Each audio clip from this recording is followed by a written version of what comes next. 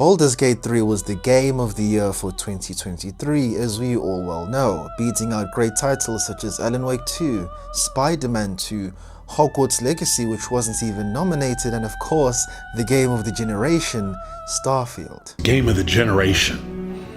Game of the generation. What? I'm working. Once the glaze is wasted away, all we're left with is a piece of media entertainment that will not be forgotten in these gaming streets for many years to come. But now that I've completed the game, is it any good? Yes, but no. I try to be quite objective in most of my reviews, but this time around, this one will be quite personal, as the gripes that I have with this game are gripes and issues that you might not have. And these issues are definitely mainly pertaining to the story, the characters, and the way in which you interact with the game. But when I talk about this game from a technical perspective, I will be my normal objective self. Baldur's Gate 3 is a good game, but it is fundamentally flawed in a number of aspects that will detract from your enjoyment of this title. Your enjoyment will be contingent on whether you allow this game to consume you to the point where you will look past these issues. Even though I had problems with Baldur's Gate 3, it was definitely able to consume me as I spent many, over 100 hours on this title.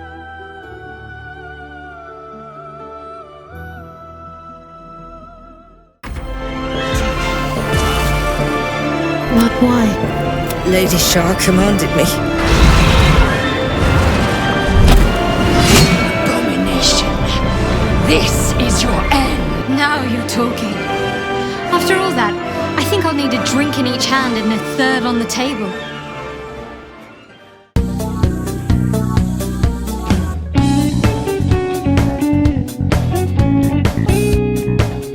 Technological advancements have become synonymous with human culture. After each and every generation, life becomes a tad bit easier. While there are negative effects such as laziness and obesity clearly displayed in the WALL-E movie, in their totality, our lives have greatly improved because of such improvements. Baldur's Gate 3 from a technical perspective is in dire need of a number of quality life changes, and this is particular to the PC version. And when I mention quality of life improvements, it's not because Baldur's Gate is a bug-filled experience or a performance that is completely unsatisfactory. In fact, it's the opposite. Baldur's Gate 3 is visually impressive and it's quite possibly the smoothest RPG I've ever played in years. Bugs are minimal, animations are well executed, and considering all the content this game offers, it's astounding how well voice acted and animated everything is. Despite that, there's an aspect that has made my enjoyment of this game more difficult than needed. I played this game on PC. The camera in Baldur's Gate 3 made this entire game less enjoyable for me. It didn't ruin exploration, but it definitely made it worse. Going from point A to point B is a tiresome experience that brings me absolutely no joy. Clicking and waiting for my character to slowly trot to their location at a snail's pace is not an enjoyable experience. I've played these type of games before that have a top table down approach, but they were usually mostly 2D based. The way the camera is utilized as well is also not very user friendly, and I had to map some of my keyboard binds. And this is in fact detrimental to the game overall. I did eventually get used to it, but the exploration still suffered due to these design choices. And since exploration is what makes you find quests, this is really sad. I've mentioned traversal on a number of occasions, and it's important for your game to have an interesting and enjoyable traversal system to encourage things such as exploration. This is an open world game. Even though it's separated by open world hubs, it is still an open world game, so due to that, traversal needs to be enjoyable, and in this case, it is not. Don't believe me, or maybe you even disagree with my notions? My guy, there is a reason that there have been multiple mods developed to change the camera and the movement of your character in Baldur's Gate 3, with hundreds of thousands of downloads. From the camera fix mod to the WASD mod, there are plenty of options that have been created because people are simply unhappy in the way in which you move your character in this game. Now, to my surprise, when you plug a controller into the game, it shifts to a regular style of RPG with a camera locked behind your character.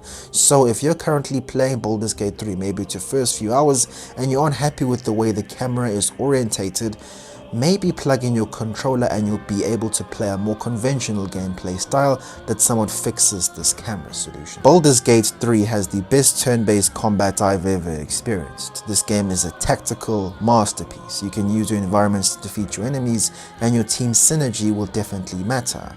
But, and it's a big but, every single battle simply takes too long.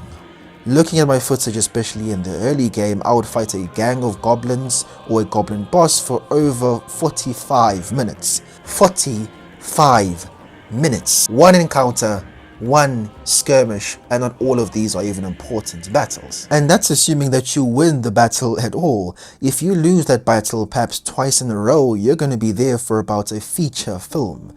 2 hours fighting some ragtag enemies is definitely not enjoyable, and even if you take the difficulty down to the lowest, every battle is still extremely time consuming. This makes it really difficult as the combat is actually quite great and this game's biggest aspect. I will almost argue that you'll be spending the majority of your time in combat in this game, not in the story, not in exploration, but in the combat.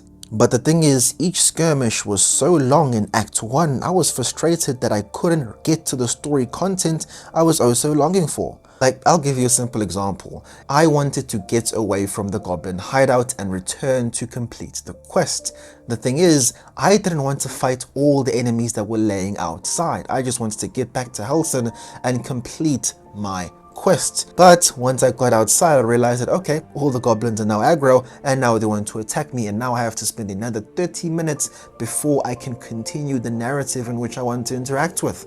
I'm someone who definitely enjoys narrative driven games, and I enjoy combat as well, but when I've been fighting for over 4 to 5 hours in the goblin hideout, now I have to go outside and fight you guys too just to teleport to the area to complete the quest.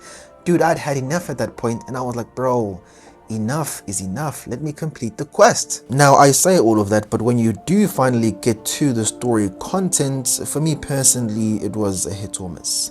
The characters didn't really speak to me, nor did they feel very real. The main quest in particular wasn't also very compelling. It just felt like we were fighting some weird dark entity that had to be defeated. The side content was definitely better, and the player choice you have is quite astounding. The camp system is there. I'm not a fan of the scenarios where they do not give you the option to long rest when you are near a boss area or an unfriendly environment. I'm just not a fan of that. If you're going to allow us to long rest anywhere in the entire world, even inside dungeons, let us do that. Make it a consistent system, not where out of nowhere I use all my powerful spells and realize, oh no, I can't long rest. Now, it may seem to you that I'm completely dunking on this game and I didn't like it at all. That is not exactly true, because I spent over 100 hours on this title. I clearly enjoyed it. This game consumed me and I spent a large amount of time playing it. It's enjoyable, and there are aspects about this game that you can greatly appreciate. It's a beautiful game with a lovely soundtrack, superb level design, and the amount of freedom you have to use with your creativity to solve problems is very cool. Now, let's just spend a little bit on the spoilers, as the things that we can talk about this game are definitely beneath the surface. Now, for me personally, I wasn't exactly a fan of the entire Mind Flayer debacle. I don't know if this is they're an important race or group of characters in the world of Dungeons and Dragons. That's cool, but for me personally, as someone who wants to play a medieval RPG, inserting sci-fi aliens to me wasn't exactly something I was excited or down for. I was like, well, okay, I guess they're important characters, and they were essentially the main villains, or depending on how you slice it, the main people that you'll be interacting with, and pretty much the entire world hates them. The Emperor, I found it really odd that he went and sided with the Netherbrain as soon as you chose not to trust him. Very odd, considering all the things that he's done to assist us. I just found it quite weird that he'd switch sides so quickly. I also do think that the main villains didn't get enough screen time, and I guess this is an issue with many other games as well. These villains are set up to be these cool and interesting characters. We see them to 1, 2, 3, 4, 5 minutes, and then we have to either join them or kill them. It leaves a lot to be desired. I will be honest, while this game definitely gives you a lot of player choice, there were a few instances where I was quite annoyed. At the point when we were given the option to become a partial illithid, they didn't give me an opportunity to save to save after that battle, because there was quite a high wisdom check for me to deny becoming a partial illithid. Just little things like that. Then there are some areas in the main quest in particular where you're locked into a few decisions, such as in the end when you have to choose either Orpheus becoming a mind flayer or you becoming a mind flayer. That is not good player choice at all. Now we've considered everything. Now it's time to consider the statistics as patience gamers. How much value are you going to be getting from purchasing this game?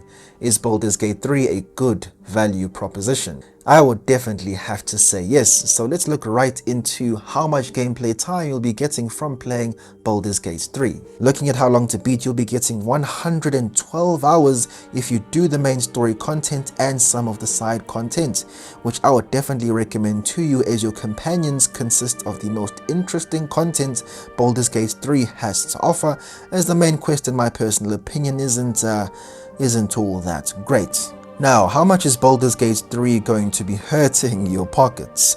If we check on over on PC, the historical low for Baldur's Gate 3 via official stores is $47.99. Not too bad, and you definitely won't be breaking the bank. This game is of course available on most normal stores such as Steam, Epic Game Store and GOG. And if you're over on the PlayStation 5, you'll be able to get Baldur's Gate 3 if you look out for a favorable sale for $55.99. Still quite expensive. It hasn't dropped that much in price, but if you're looking to finally play this game, there is no better time than now. The last sale was a month ago, so it's probably going to be quite a while before it goes on sale again via the PS Store. And if you're over on Xbox, the historical low for Baldur's Gate 3 is also $55.99. So if you have an Xbox console, this is the option available to you. I recommend all of you gents to make sure you look out for a favorable sale and you'll be able to get this game. Now, throughout this review, I've mentioned that I've had a number of issues with Baldur's Gate 3. It definitely is a good game, but it is definitely fundamentally flawed in a number of issues. Whether we're speaking about the camera that makes the exploration of Baldur's Gate quite unenjoyable, the lack of an interesting traversal system, and of course the very time-consuming combat.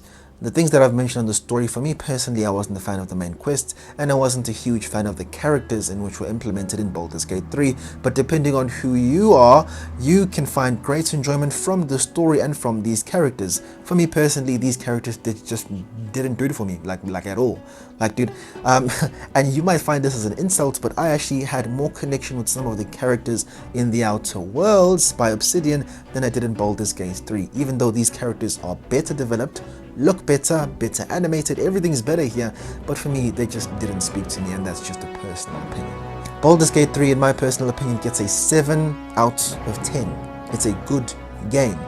If you don't have an understanding of how Dungeons and Dragons work, it is also going to be a difficult learning curve. I eventually understood how all the mechanics works, and Baldur's Gate 3 is definitely cool, and in terms of the CRPG space, it has definitely paved the way, and will definitely mean that we'll be getting a number of these games from other studios who will no longer be scared to try and port these games to consoles and making them mainstream. Now, I don't know if Baldur's Gate 3 deserved that Game of the Year title. I am still yet to play all these other games that they were competing with. Thank you for joining me once again for another video, gentlemen and ladies. Take it easy.